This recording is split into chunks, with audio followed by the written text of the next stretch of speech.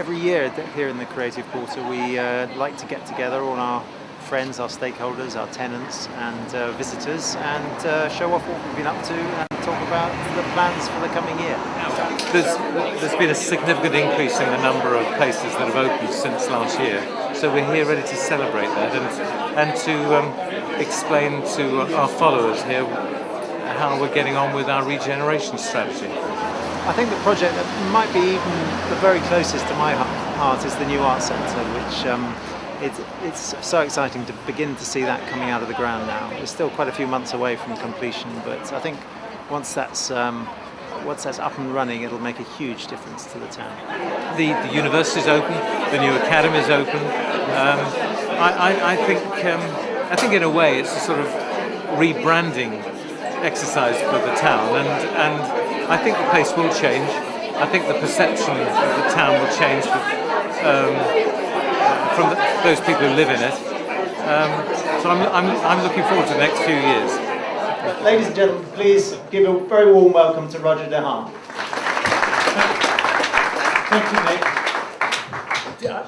Do you think humans can catch dry rot? I don't know.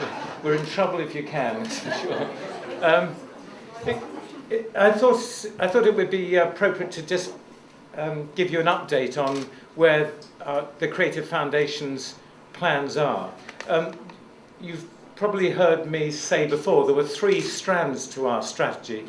One was education, and our plan was to open a city academy here. Well, that has opened.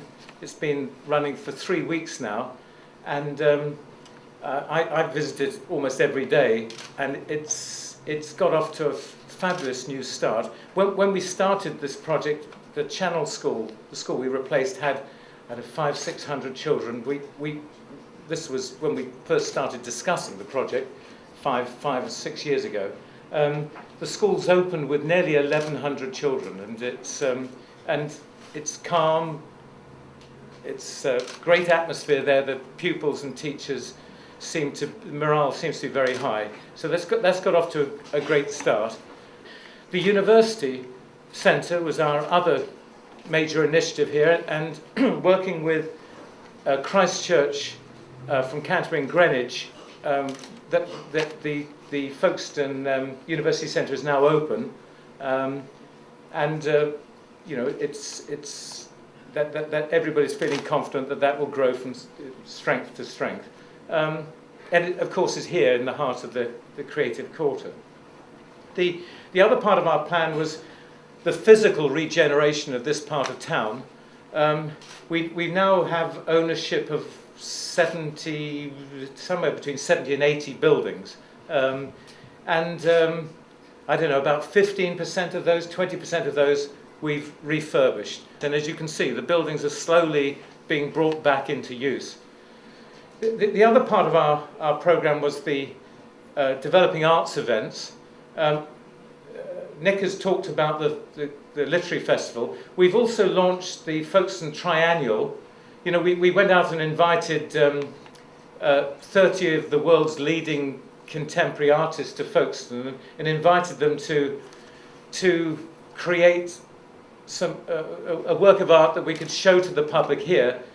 We've gone and commissioned 24 of them to make this work, and we have this 3-month show that will start in June next year, and we think it'll be fun, I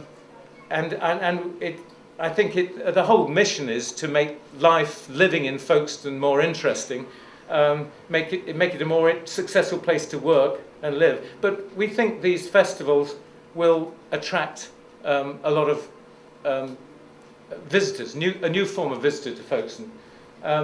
The triennial will happen every 3 years. It's got funding for its first 9 years, and the idea is that 6 of the pieces that we commission will stay permanently in Folkestone after each show. So as the years go by, Folkestone will have this extraordinary collection representing the best of contemporary art from that era. And we think as the years go by, more and more people will want to visit the town to see this art, not just during the show, but outside of the show. And of course, it's designed to bring people into the creative quarter. I hope you enjoy this evening. Do please visit as many of these of the galleries and shops and offices that are opening for you. Thank you very much, the Creative Quarter team who work. I'm disgusting. I don't actually have to do any of the work. I just shout and scream a lot and bang the table and demand everything happens quicker than they can possibly make it happen. They put up with me, but the most important thing is they're working incredibly hard in very challenging circumstances, make all this happen, and they deserve to be congratulated. Well done, and thank you for.